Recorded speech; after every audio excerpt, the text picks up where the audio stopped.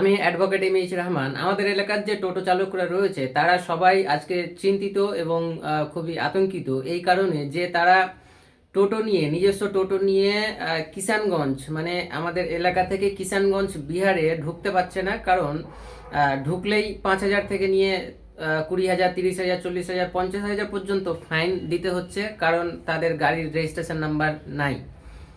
গাড়ির registration number না থাকার জন্য টোটো, অর্থাৎ মানে বিশেষ করে যে টোটো, সেই টোটোর রেজিস্ট্রেশন নাম্বার বা টোটোর নাম্বার না থাকার কারণে তাদেরকে 5,000 থেকে নিয়ে 50,000 টাকা পর্যন্ত কিন্তু জরিমানা বা ফাইন দিতে হচ্ছে কিষানগঞ্জ বিহারে।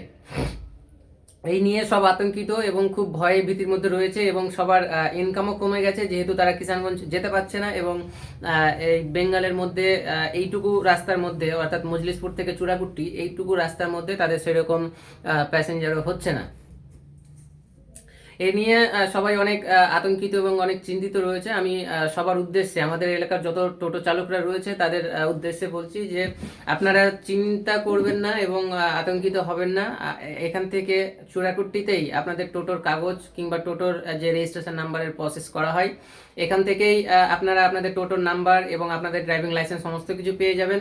আপনারা বেশি আতঙ্কিত না হয়ে সঠিক জায়গাতে সঠিক সময়ে এসে যোগাযোগ করুন, আপনাদের সমস্যার সমাধান অবশ্যই হবে। সর্বদা সতর্ক থাকুন, সুস্থ থাকুন, শুনতে থাকুন আমাকে এবং ফলো করুন advocate M H Rahman Facebook page এবং ইউটিউব চ্যানেলকে।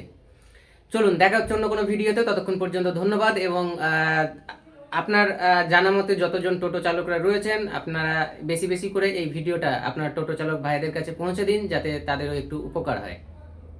চলুন, ধন্যবাদ।